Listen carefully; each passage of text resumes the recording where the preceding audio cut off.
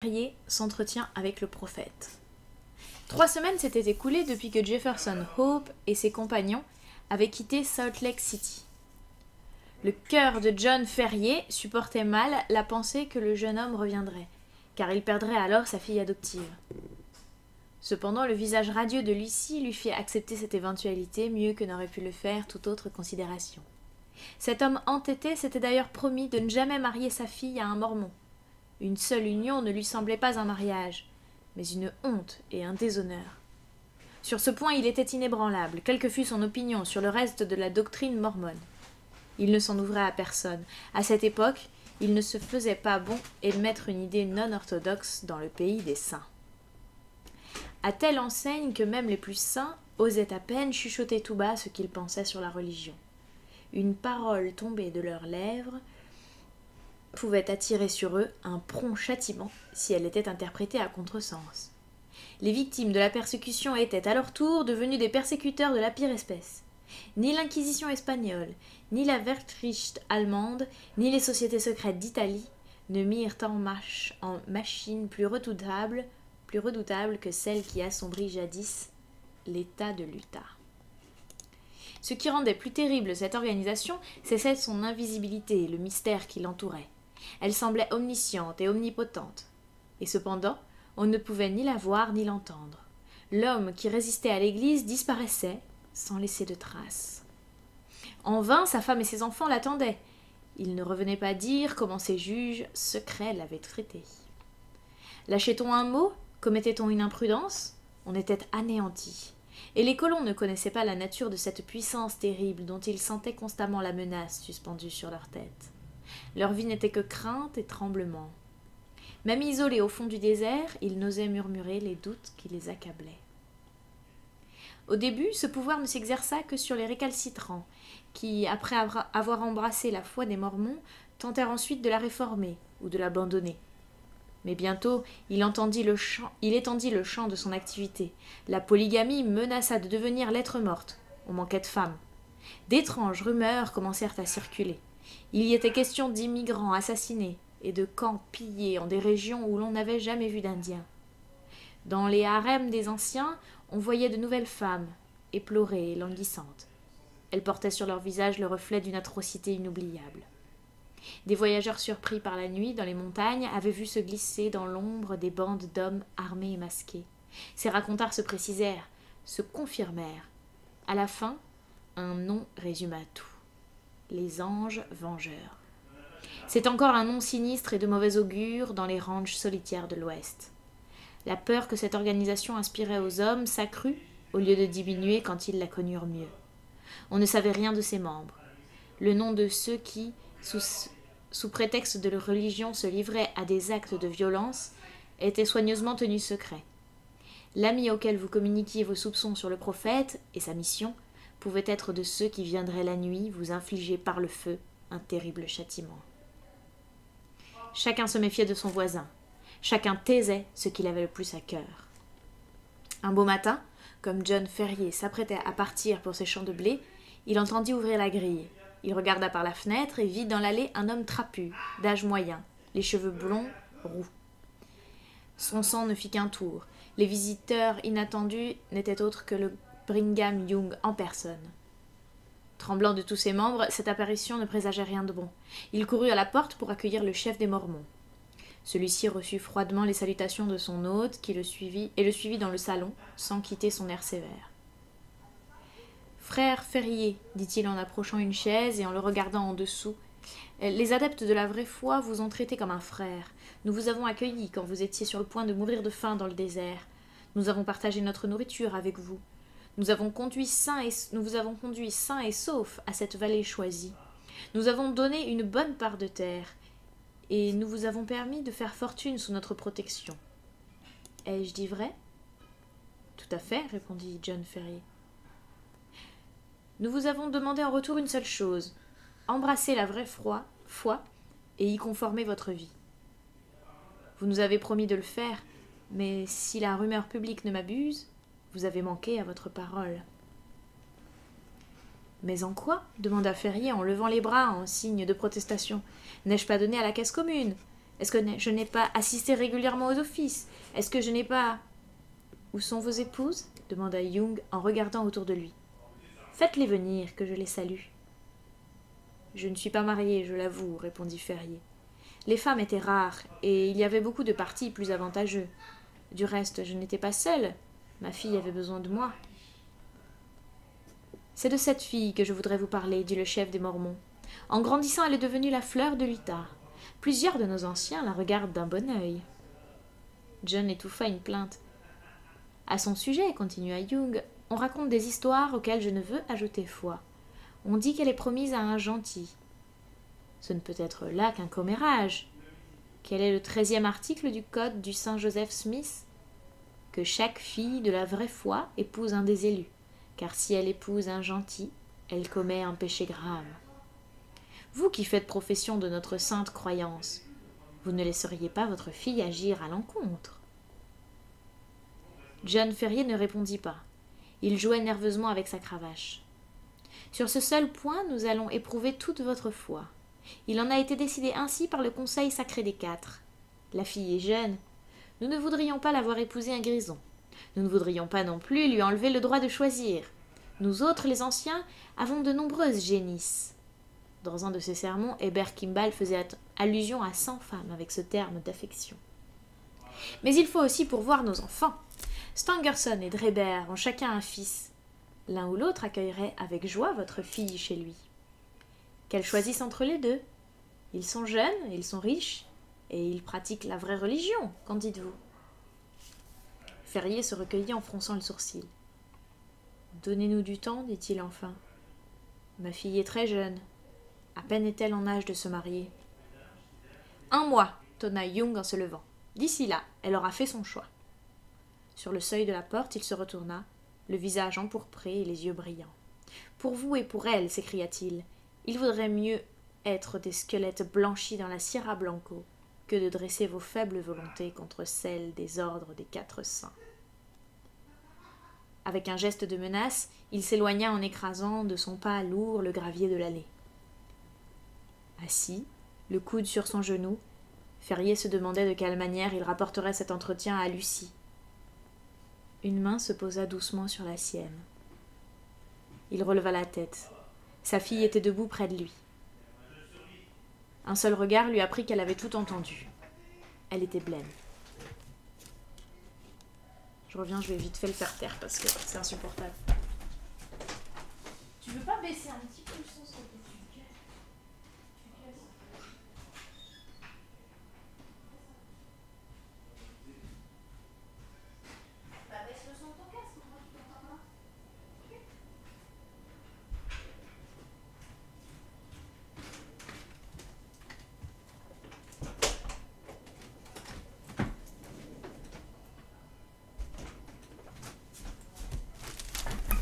Excusez-moi, parce que j'arrive pas à me concentrer avec l'autre qui fait trop de bruit là à côté.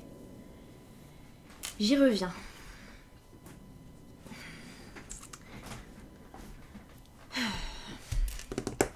Avec un geste de menace, il s'éloigna en écrasant de son pas lourd le gravier de l'allée.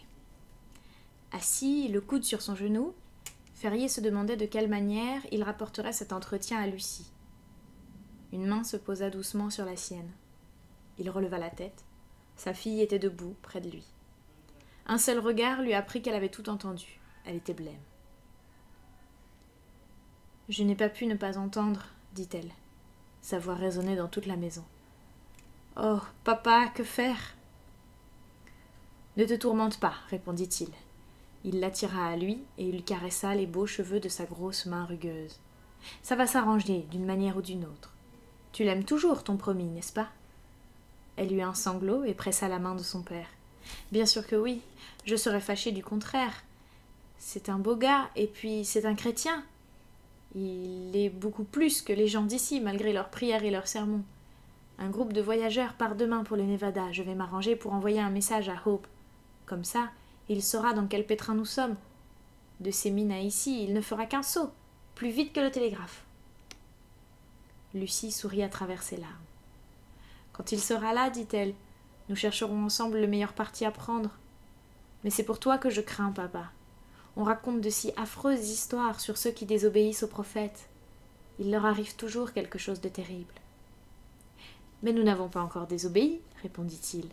C'est après qu'il faudra veiller au grain. Nous avons un mois entier devant nous.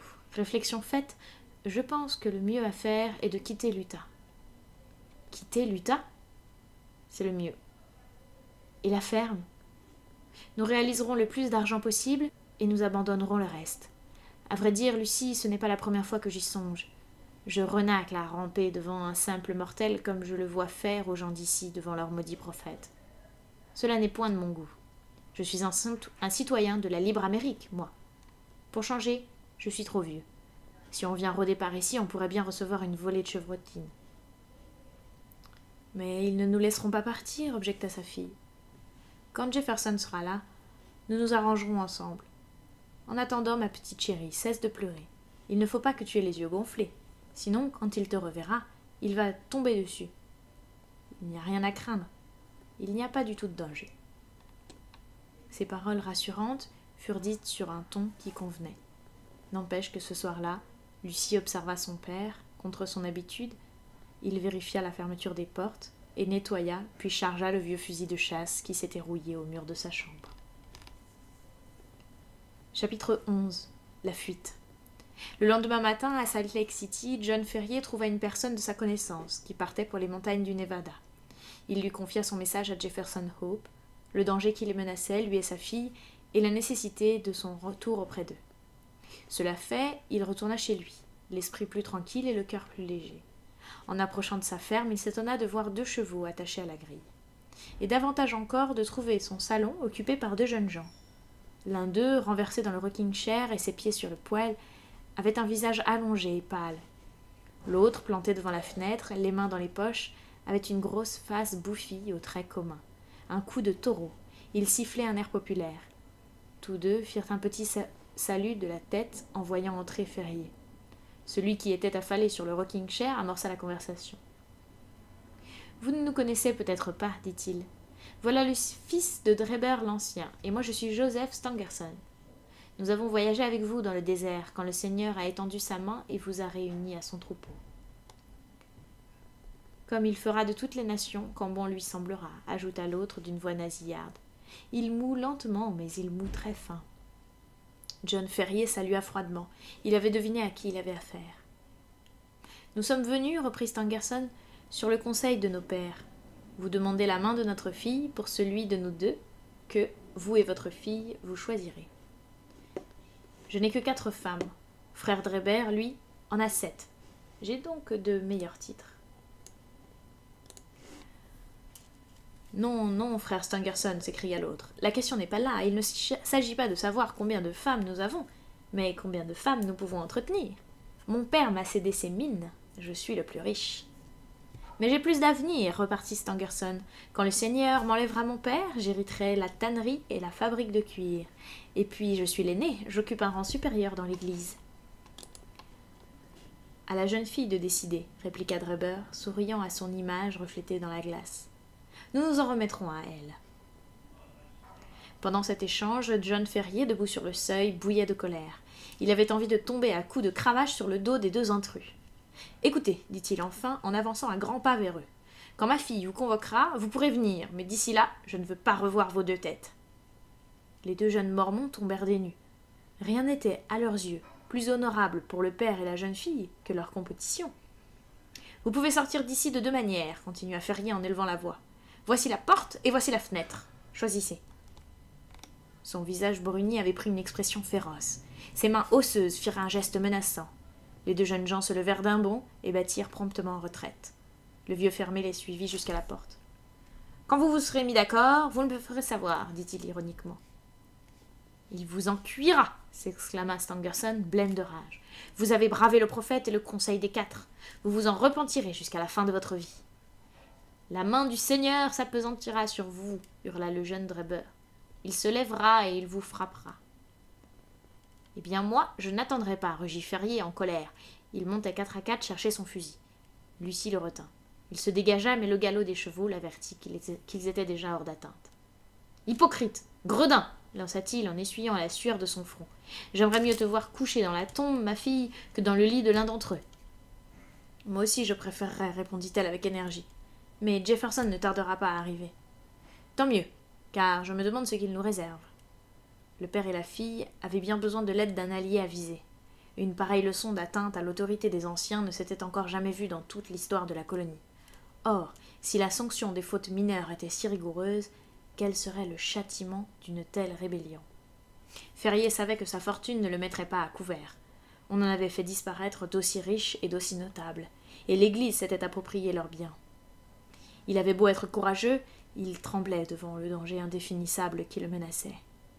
Braver un danger connu n'était rien, mais cette incertitude ébranlait ses nerfs. Il feignait l'insouciance pour dissimuler ses craintes à Lucie, mais avec la perspicacité de l'amour filial, Lucie devinait facilement son inquiétude. Il prévoyait un message, ou une remontrance quelconque de la part de Young. Il ne se trompait pas, bien que le message lui parvint d'une manière inattendue. Quand il se leva le matin suivant, il trouva, à sa grande surprise, un feuillet épinglé au couvre-lit à la place de sa poitrine. On avait écrit en caractères gras, tout de travers, « Tu as 29 jours pour t'amender, et ensuite... » Les points de suspension étaient plus effrayants que la plus effrayante des menaces. John Ferrier se creusa la tête pour savoir comment cet avertissement était venu. Les domestiques couchaient dans une dépendance. Il avait vérifié la fermeture des portes et des fenêtres. Il froissa le papier et n'en dit mot à sa fille. Mais l'incident lui avait glacé le cœur. 29 jours, c'était évidemment ce qui restait du mois de réflexion que Young lui avait octroyé. Que pouvait la force ou le courage contre un ennemi jouissant d'un pouvoir aussi mystérieux? La main qui avait fiché l'épingle aurait tout aussi bien pu le frapper au cœur. Le meurtrier serait demeuré inconnu. Il fut encore tout troublé le lendemain. Il s'apprêtait à prendre son petit déjeuner en compagnie de Lucie, quand celle-ci poussa un cri de surprise et leva le doigt. Au milieu du plafond était griffonné, comme au charbon, le nombre 28. Lucie n'en comprenait pas la signification, et son père ne la lui expliqua pas. Cette nuit-là, armé de son fusil, il monta la garde. Il ne vit ni n'entendit rien. Pourtant, au matin suivant, il trouva le nombre 27, en gros chiffres, peints sur l'extérieur de la porte.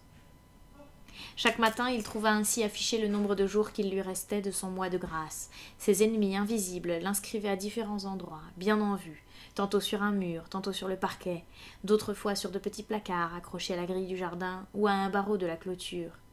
Malgré sa vigilance, Ferrier ne pouvait découvrir comment ces avertissements quotidiens lui parvenaient. Rien qu'à les voir, une crainte quasi superstitieuse le bouleversait. Il devint hagard, agité. Ses yeux avaient le regard angoissé d'un animal traqué. Il gardait un espoir, le jeune chasseur du Nevada. Le nombre fatal était tombé de 20 à 15, puis de 15 à 10, sans que Jefferson eût donné de nouvelles. Les nombres allèrent diminuant, un par un, toujours pas de nouvelles. Chaque fois que le vieux fermier entendait passer un cavalier sur la route ou crier un conducteur auprès de son attelage, il se précipitait à la grille, en vain. Quand il vit le nombre tomber de 5 à 4, puis à 3, le courage et l'espérance désertèrent son cœur. Sans aide et connaissant mal les montagnes qui entouraient la colonie, comment s'évaderait-il? Les routes étaient surveillées d'une manière stricte. Personne ne pouvait les utiliser sans une permission du conseil. Il avait beau chercher, il ne voyait aucun moyen de détourner le cou suspendu sur sa tête. Jamais cependant sa résolution ne faiblit. Les Mormons n'auraient pas sa fille, il mourrait plutôt. Un soir, il était seul et réfléchissait. Le matin même, on avait inscrit le chiffre 2 sur un mur. Ce serait ensuite le dernier jour du délai accordé. Qu'adviendrait-il? Son imagination était pleine de visions vagues et terribles. Et sa fille, que ferait-on d'elle quand il ne serait plus là? Comment échapper au filet qui les enveloppait? Comment échapper? Il laissa tomber sa tête sur la table et éclata en sanglots. Soudain, il se redressa. Il avait entendu un léger grattement. Faible, mais distinct dans le silence de la nuit. Ce bruit était venu de l'extérieur. Ferrier se glissa dans le vestibule et tendit l'oreille. Il y eut une brève pause, puis le bruit faible, insinuant, recommença.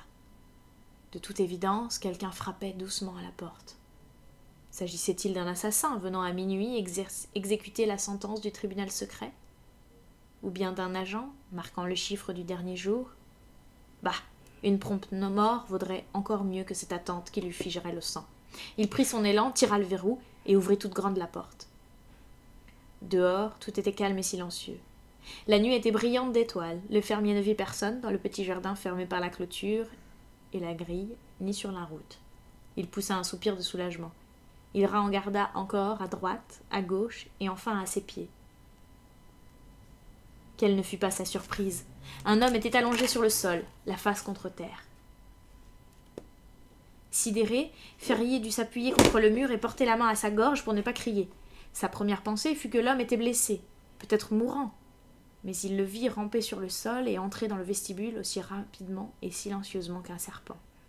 Une fois dans la maison, l'homme se dressa vivement sur ses pieds pour refermer la porte. Il se retourna. Le visage farouche de Jefferson Hope apparut au fermier. « Bonté divine, balbutia John Ferrier. Vous m'avez fait peur. Pourquoi diable êtes-vous entré comme ça? Donnez-moi à manger, dit l'autre d'une voix éraillée. J'ai été 48 heures sans boire ni manger. Il se jeta sur le pain et la viande froide qui restait du repas de son hôte. Comment va Lucie? Demanda-t-il, sa faim apaisée. Bien, répondit Ferrier. Mais elle ne se doute pas du danger que nous courons. Tant mieux. La maison est gardée de tous côtés. Voilà pourquoi je suis venu en rampant. Ils sont peut-être malins, mais pas assez pour pincer un chasseur des montagnes du Nevada. John Ferrier se sentait un autre homme. Il saisit la main calleuse de son ami dévoué et la serra avec force. « Je suis fier de vous, dit-il. Il n'y en a pas beaucoup qui seraient venus partager notre danger et nos peines. »« Vous l'avez dit, » répondit le jeune chasseur. « J'ai du respect pour vous, mais si vous aviez été seul dans cette affaire, j'y aurais regardé à 2 fois. C'est pour Lucie que je suis venu. Avant qu'il lui arrive le moindre mal, la famille Hope comptera un membre de moins. Qu'allons-nous faire? C'est demain le dernier jour. Si vous n'agissez pas cette nuit, vous êtes perdus. 2 chevaux et 1 mule nous attendent au canyon de l'Aigle. Combien d'argent avez-vous? 2000 $ en or et 5000 en billets. Cela suffit, j'en ai autant. Il faut nous rendre à Carson City par les montagnes. Faites lever Lucie. C'est une chance que les domestiques ne couchent pas dans la maison.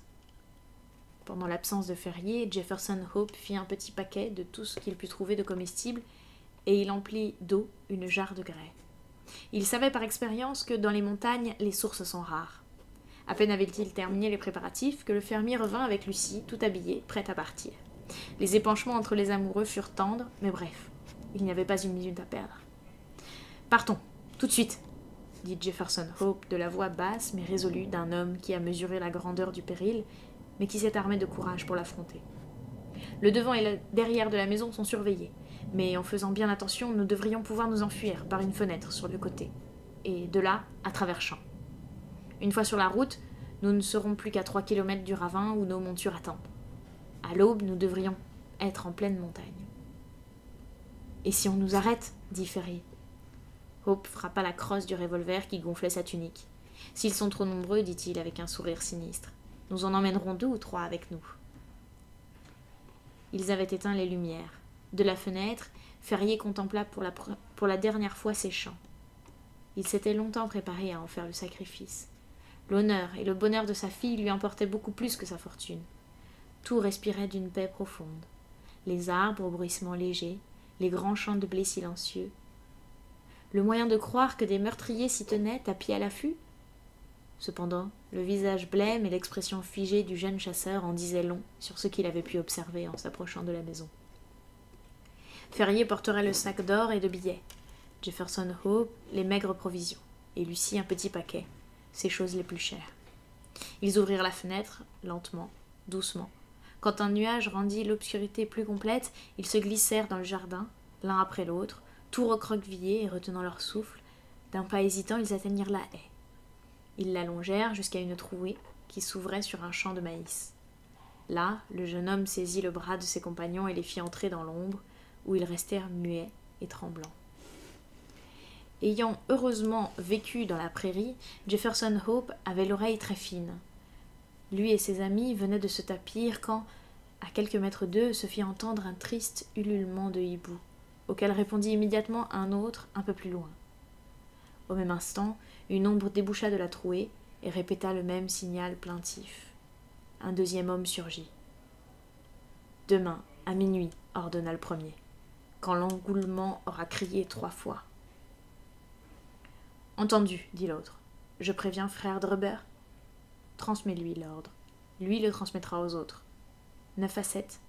7 à 5, répondit l'autre. Les deux ombres se séparèrent. Les dernières paroles échangées étaient sans doute un mot de passe. Le bruit des pas se perdit au loin. Jefferson se releva d'un bond. Il aida ses compagnons à passer par la trouée et il les mena à travers champs en courant de toutes ses forces. « Dépêchez-vous, dépêchez-vous » les exhortait-il de temps en temps d'une voix entrecoupée. « Nous franchissons le cordon de sentinelles. Tout dépend de notre rapidité. Dépêchez-vous » Il soutint et porta presque la jeune fille hors d'haleine. Une fois sur la route, ils foncèrent à grandes enjambées. Ils n'aperçurent qu'un seul homme. Encore celui-ci ne les reconnut-il pas. Ils avaient eu le temps de se cacher dans un champ un peu avant la ville. Ils prirent un sentier caillouteux qui conduisait aux montagnes. Au-dessus d'eux se dressaient 2 pics sombres et dentelés. Le défilé qui les traversait, c'était le canyon de l'Aigle où attendaient les chevaux et la mule. Avec un instinct infaillible, Jefferson Hope se dirigea parmi de grosses pierres, puis le long du lit d'un torrent desséché vers un endroit retiré derrière les rochers. C'était là qu'il avait attaché ses bêtes. La jeune fille s'assit sur la mule et son père, qui avait le sac d'argent, enfourcha l'un des chevaux. Jefferson Hope ouvrit la marche dans le sol escarpé et dangereux. Chemin effroyable pour quiconque n'était pas habitué aux pires sautes d'humeur de Dame Nature. D'un côté s'élevait sur plus de 300 mètres le flanc abrupt, noir, morne et menaçant d'une montagne. Les colonnes de basalte saillant sur la surface rugueuse ressemblaient aux côtés d'un monstre pétrifié. De l'autre, les obstacles infranchissables, un indescriptible chaos de pierres et de débris. Au milieu, le col faisait le lacet. De place en place, il se resserrait, il fallait aller en file indienne. Enfin, c'était un chemin tout à fait impraticable, sinon pour des cavaliers expérimentés. Néanmoins, malgré toutes les difficultés, les fugitifs se reprenaient à espérer. Chaque pas augmentait la distance qui les séparait des despotes qu'ils fuyaient. Cependant, ils n'étaient pas encore sortis du territoire et des saints, ils en eurent bientôt la preuve. À l'endroit le plus sauvage, le plus désolé du col, la jeune fille poussa un cri de surprise en désignant le sommet du roc qui les dominait. La silhouette d'une sentinelle solitaire se découpait sur le ciel. Le garde fit retentir le ravin silencieux de la sommation militaire. « Qui vive ?» « Des voyageurs en route pour le Nevada, » répondit Jefferson en saisissant le fusil qui pendait à sa selle. Le garde empoigna son fusil. La réponse lui semblait louche, sans doute. « Avec la permission de qui ?» demanda-t-il. « Des 4 saints, » répondit Ferrier. Sa connaissance des Mormons lui avait appris que c'était la meilleure autorité qu'il pût invoquer. « 9 à 7 » cria le garde. « 7 à 5 » répondit aussitôt Jefferson qui se rappela le mot de passe entendu dans le jardin. « Passez, et que le Seigneur soit avec vous, » dit la voix d'en haut. En se retournant, ils virent la sentinelle appuyée sur son fusil. Ils avaient franchi le dernier poste du peuple élu, la liberté devant eux. Chapitre 12. Les anges vengeurs. Ils passèrent la nuit à franchir une succession inextricable de défilés et de sentiers tortueux jonchés de pierres. Ils s'égarèrent plusieurs fois, mais grâce à l'expérience de Hope, ils retrouvèrent leur chemin. Au lever du jour, un spectacle aussi merveilleux que sauvage s'offrit à leurs yeux. De toutes parts, des pics altiers couverts de neige les enserraient. Chacun d'eux regardait comme par-dessus l'épaule de l'autre. L'horizon lointain. Des mélèzes, des pins qui poussaient à leurs flancs presque verticaux semblaient suspendus au-dessus du col. Il aurait suffi du moindre souffle de vent pour les y précipiter. Il ne s'agissait d'ailleurs pas d'une pure illusion. L'aride vallée était encombrée d'arbres et de grosses pierres qui avaient roulé. Une fois sur leur passage, une énorme roche dégringola avec un bruit de tonnerre qui réveilla les échos dans les gorges silencieuses et fit partir au galop les chevaux harassés. Le soleil se leva lentement à l'orient. Les pics s'allumèrent l'un après l'autre, comme les lanternes d'une fête. À la fin, ils resplendirent tous. Ce magnifique panorama réchauffa le cœur des 3 fugitifs et leur donna une nouvelle énergie. À un torrent fougueux qui dévalait un ravin, ils firent une halte. Et tandis que leurs chevaux s'y abreuvaient, ils prirent un repas hâtif. Lucie et son père auraient volontiers prolongé cette pause, mais Jefferson Hope ne les entendit pas ainsi. « En ce moment, dit-il, nos ennemis sont à nos trousses. Tout dépend encore de notre rapidité. Une fois hors de leur atteinte, à Carson, nous pourrons nous reposer le reste de notre vie. » Ils poursuivirent leur route.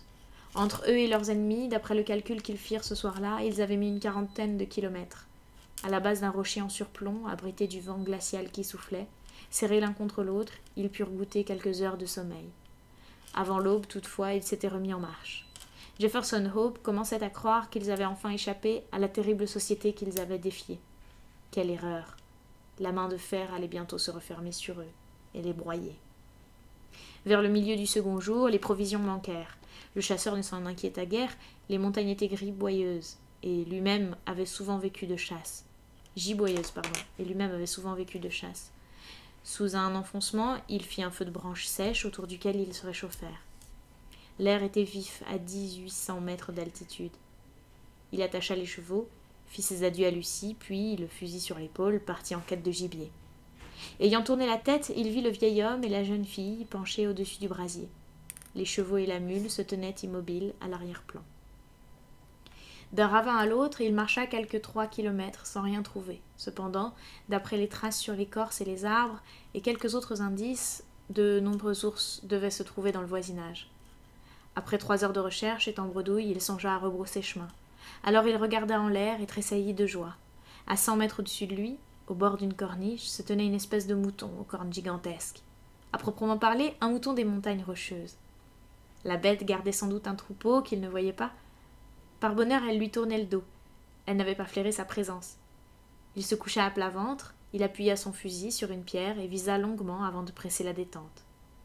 L'animal fit un bond. Il chancela un instant au bord du précipice, puis il tomba au fond de la vallée.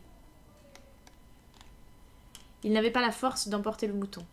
Il se contenta de couper une hanche et une partie du flanc. Il chargea le trophée sur son épaule et revint sur ses pas en toute hâte, la nuit était proche. Il se rendit bientôt compte de la difficulté du retour. Dans son ardeur, il s'était beaucoup éloigné des ravins qu'il connaissait. La vallée où il se trouvait se divisait et se subdivisait en plusieurs gorges indistinctes. Il s'engagea dans l'une d'elles. 1 kilomètre plus loin, il découvrit un torrent qu'il n'avait jamais vu auparavant. Il avait fait fausse route. Il retourna en arrière, il essaya une autre gorge. Même insuccès. La nuit tomba tout d'un coup. Il faisait presque noir quand il retrouva son chemin. Même alors, c'était encore une affaire que de ne pas s'en écarter. Dans ces défilés encaissés, l'obscurité était profonde, et la lune n'avait pas fait son apparition. Fourbu à la suite de ses efforts et pliant sous son fardeau, il avançait en trébuchant. Pour s'encourager, il se disait que chaque pas le rapprochait de Lucie, et qu'il apportait de quoi la nourrir jusqu'à la fin du voyage. Il était parvenu à l'entrée du défilé où il les avait laissés. Malgré l'obscurité, il reconnaissait les escarpements qui le bordaient. Il devait, pensait-il, l'attendre anxieusement. Son absence avait duré presque 5 heures. Pour annoncer son retour, il mit ses mains en porte-voix et fit répéter à l'écho un sonore cri d'appel. Il fit une pause et prêta l'oreille. Pas de réponse. Rien que son propre cri qui, maintes et maintes fois, lui revint du fond des mornes ravins solitaires. Il cria de nouveau, encore plus fort. Ses amis, qu'il avait quittés tout à l'heure, demeurèrent silencieux. Une crainte vague, indéfinissable, s'empara de lui. Il se mit à courir comme un fou. Dans sa panique, il laissa tomber la précieuse nourriture. Après le dernier détour, il aperçut l'endroit où il avait allumé le feu. Il couvait encore, sous un tas de cendres. De toute évidence, on ne l'avait pas entretenu depuis son départ. Un silence effrayant régnait toujours partout à la ronde. Craignant le pire, il se précipita en avant. Il n'y avait, près des braises, aucun être vivant. Le vieillard, la jeune fille, les bêtes, tout avait disparu. Hope devina tout de suite que pendant son absence, une catastrophe était intervenue. Une catastrophe qui s'était abattue sans laisser aucune trace. Étourdi par le coup du sort, il eut le vertige. Il dut s'appuyer sur son fusil pour ne pas tomber. Mais c'était par définition un homme d'action. Il surmonta vite ce moment de défaillance, il saisit un morceau de bois à demi consumé, il souffla dessus et s'en servit ensuite comme d'une torche pour examiner le petit camp. Alors il vit sur le sol les traces de nombreux chevaux.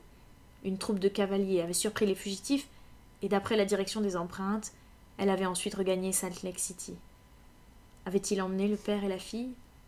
Jefferson Hope en était presque persuadé lorsque ses regards tombèrent sur un objet qui le fit sursauter. Un tas de pierres rougeâtres, peu élevé, à quelques pas du camp. Ce ne pouvait être qu'une tombe nouvellement creusée. On y avait planté un bâton et on y avait fixé un morceau de papier. L'inscription était brève, mais précise. John Ferrier, ancien habitant de Salt Lake City, mort le 4 août 1860. Le robuste vieil homme qu'il avait quitté quelques heures auparavant était donc bien mort, et c'était là toute son épitaphe. Fébrilement, il chercha une autre tombe, mais il ne trouva rien. Lucie était donc condamnée à faire partie du harem d'un fils d'ancien. Quand le jeune homme eut compris qu'il ne pouvait plus rien empêcher, il regretta d'avoir pas été tué comme le vieux fermier. Désespéré, il tomba dans une sorte de léthargie. Mais de nouveau son esprit actif l'en tira.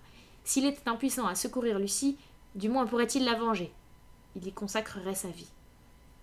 Jefferson Hope était un vindicatif, autant que patient et persévérant, c'est-à-dire terriblement vindicatif. Peut-être tenait-il ces qualités et ce défaut des Indiens avec lesquels il avait vécu. Il regarda le tas de cendres, il comprit que seule une vengeance complète, parfaite, adoucirait son chagrin. Désormais, se jura-t-il, toute ma force de volonté, toute mon énergie y seront consacrées. Blême, menaçant, il revint sur ses pas jusqu'à l'endroit où il avait laissé tomber la viande. Il en fit cuirasser pour s'alimenter quelques jours, puis, tout fatigué qu'il était, il se lança sur la piste des anges vengeurs. Pendant 5 jours, épuisé, les pieds blessés, il se traîna par les défilés qu'il avait traversés à cheval. La nuit, il se jetait parmi les pierres pour quelques heures de sommeil, mais avant l'aube, il avait repris sa marche. Le 6e jour, il atteignit le canyon de l'Aigle. De là-haut, il contempla le repère des saints. Il s'appuya sur son fusil et menaça du poing la ville silencieuse. Les rues pavées et quelques autres signes de festivité attirèrent son attention. Il était en train de se demander ce que cela signifiait quand le bruit des sabots d'un cheval se fit entendre. Le cavalier se dirigeait de son côté. Hope le reconnut, c'était un mormon nommé Copter, à qui il avait rendu quelques services. Peut-être savait-il ce qu'il était advenu de Lucie? Hope l'arrêta. « Je suis Jefferson Hope, dit-il. Vous vous souvenez de moi ?» Le mormon le regarda avec stupéfaction. Comment retrouver dans ce vagabond au visage livide, à l'œil hagard, le jeune et pimpant cavalier de naguère? À la fin, toutefois, Copper le reconnut. Sa surprise se mua en consternation. « Vous êtes fou de venir ici, cria-t-il. Et si l'on me voit avec vous, je suis un homme mort. Un mandat d'amener a été lancé contre vous. Les 4 saints vous accusent d'avoir aidé les ferriers à prendre la fuite. » « Je me fiche d'eux et de leur mandat, répondit Hope avec vivacité. Vous devez savoir ce qui se passe, Copper. Au nom de ce qu'il y a de plus cher au monde, je vous en conjure, répondez à mes questions. Nous avons toujours été bons amis, pour l'amour de Dieu, ne me refusez pas cela. Eh bien, qu'est-ce que vous voulez savoir demanda le mormon, très mal à son aise. Soyez bref, les rochers entendent, les arbres voient. Qu'est devenu Lucie Ferrier? On lui a fait épouser hier le jeune Dreber. Cette nouvelle sembla porter un coup mortel à son interlocuteur. Du courage, mon gars, du courage, reprit Copper, troublé. Ne faites pas attention, dit Hope d'une voix éteinte. Il était pâle comme un ange. Il se laissa tomber sur une pierre. Vous dites qu'elle est mariée? Oui, depuis hier. C'était pour la noce, les drapeaux. Il y a eu pas mal de tiraillements entre le jeune Stangerson et le jeune Dreber.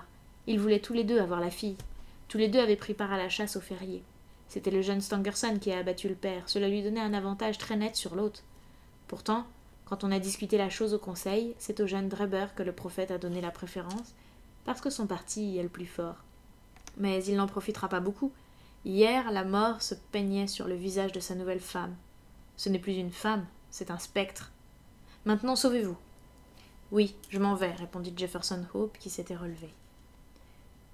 Son visage, d'une pâleur de marbre, avait pris une expression féroce. L'éclat de ses yeux avait quelque chose de sinistre. Où allez-vous? Ne vous en faites pas, dit-il. Et, le fusil sur l'épaule, à grandes enjambées, il se rua dans les 3 sentiers qui menaient en plein cœur de la montagne pour aller vivre parmi les bêtes sauvages. Non, il n'y en aurait pas de plus féroce et de plus dangereux que lui. La prédiction de Copper ne tarda point à se réaliser. Soit à cause de la mort affreuse de son père, soit par suite de l'abominable mariage auquel on l'avait contrainte, la pauvre Lucie languit pendant 1 mois, puis mourut. Son mari, qui l'avait épousée pour avoir des biens de ferrier, témoigna très peu de chagrin en la perdant.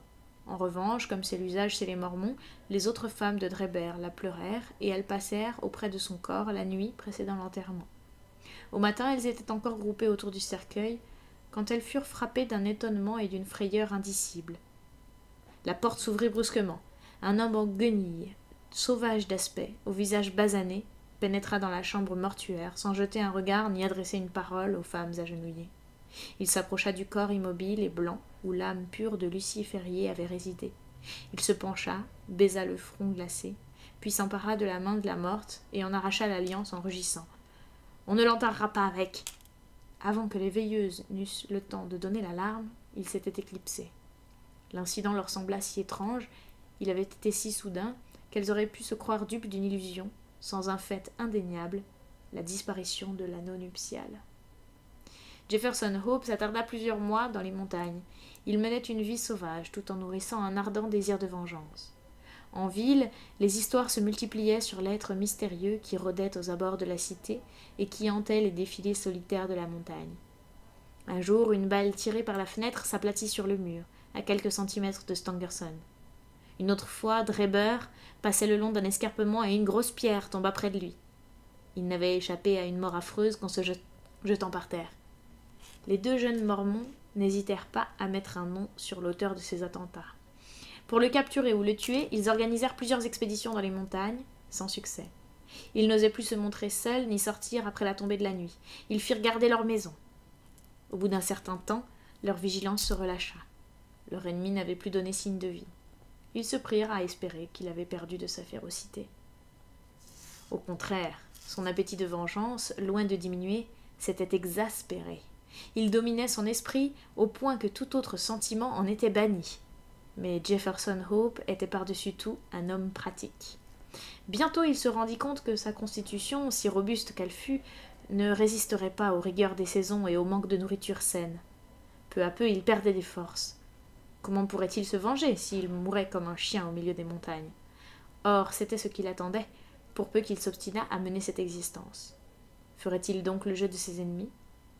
Il retourna dans le Nevada pour rétablir sa santé et amasser un peu d'argent. Ensuite, il pourrait se consacrer tout entier à son projet. Il avait compté revenir au bout d'une année, mais un enchaînement de circonstances imprévues le retint 5 ans dans la région des mines. Ce temps écoulé n'avait pas estompé le souvenir des torts qu'on lui avait faits, et il souhaitait autant se venger que lors de cette nuit inoubliable qu'il avait passée près de la tombe de John Ferrier. Il regagna Salt Lake City sous un déguisement et un nom d'emprunt. Peu lui importait sa vie, l'essentiel était qu'il se fît justice. En arrivant chez le peuple élu, il apprit de mauvaises nouvelles. Un schisme avait éclaté quelques mois auparavant. Plusieurs des plus jeunes membres de l'Église s'étaient rebellés contre l'autorité des anciens, et un certain nombre de mécontents avaient quitté l'Utah pour se faire gentils. Drebber et Stangerson étaient parmi ceux-là. Personne ne savait où ils se trouvaient. D'après la rumeur publique, Drebber s'était arrangé pour convertir en argent une grande part de ses propriétés. Il était parti bien nanti. Au contraire, Stangerson, qui l'accompagnait, était relativement pauvre. Là se bornaient les renseignements que Jefferson Hope recueillit. En face de ces difficultés, un autre aurait abandonné, mais Jefferson ne renonça pas. Avec ses petites économies, grossi de ce qu'il gagnait en route, il voyagea de ville en ville à la recherche de ses ennemis. Des années passèrent. Ses cheveux noirs commencèrent à grisonner, mais tel un véritable limier, il cherchait toujours. Sa vengeance était devenue son unique raison de vivre. À la fin, sa persévérance fut récompensée. Un jour, à Cleveland, il aperçut par une fenêtre les 2 hommes qu'il recherchait. Il rentra dans son misérable logis pour méditer un plan. Mais Drebber l'avait reconnu sous ses haillons, et il avait surpris son regard meurtrier.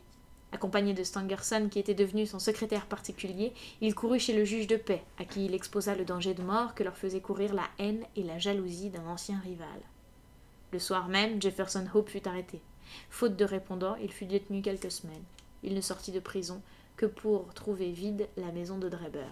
Lui et son secrétaire étaient partis pour l'Europe. Ce nouvel échec ne fit que stimuler son zèle. L'argent manquait. Il retravailla, il économisa sou par sou en vue de son prochain voyage. Quand il eut amassé assez, il s'embarqua à son tour, puis la chasse recommença. De capitale en capitale, mais ses ennemis lui échappaient toujours. Pour régler ses dépenses, il accepta toutes sortes de besognes serviles. Cela lui faisait perdre du temps. Quand il arriva à Saint-Pétersbourg, Drebber et Stangerson avaient quitté cette ville pour Paris. Parvenu à Paris, il apprit qu'il venait de se mettre en route pour Copenhague. Là encore, il fut en retard, il se dirigeait sur Londres. C'est à Londres qu'il réussit enfin à les acculer. Pour la suite, il n'est que de citer le propre récit du vieux chasseur, consigné dans le journal intime du docteur Watson, auquel nous sommes déjà redevables de beaucoup. Chapitre 13. Suite des mémoires du docteur John Watson. Il ne fallait voir aucune animosité à notre égard dans la résistance acharnée que notre prisonnier nous opposa. Convaincu de son impuissance, il nous sourit d'un air affable. Il souhaitait n'avoir blessé personne dans la bagarre.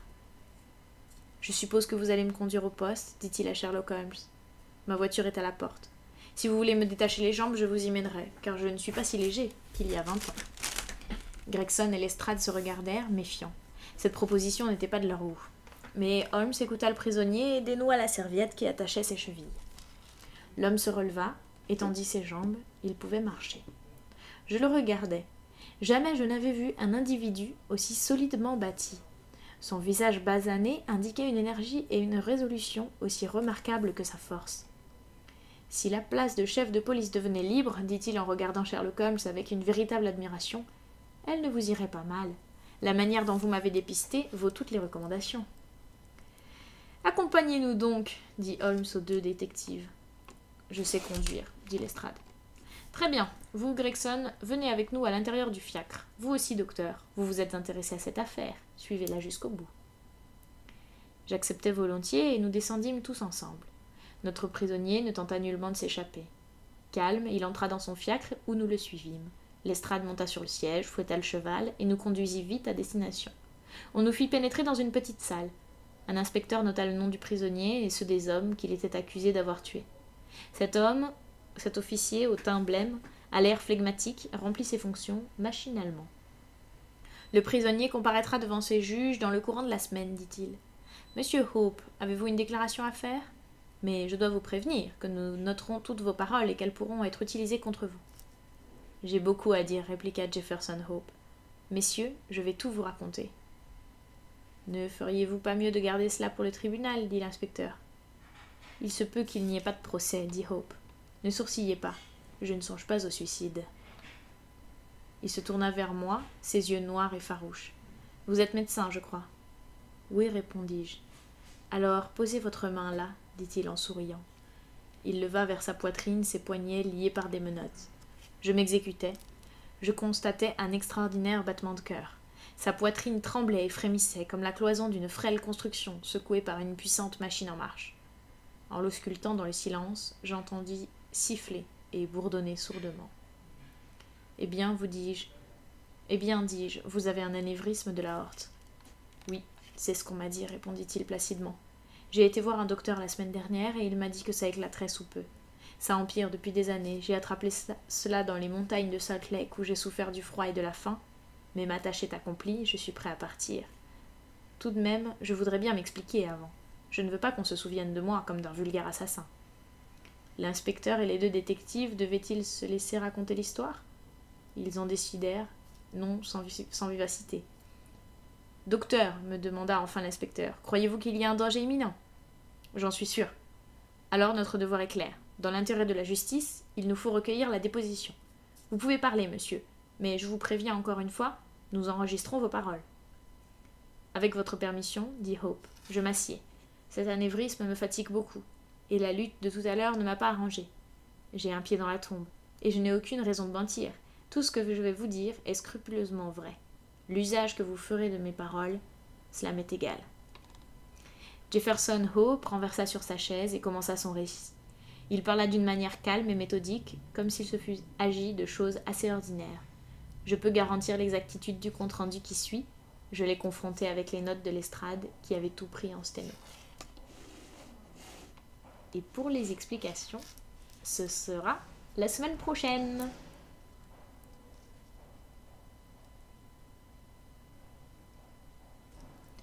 Voilà.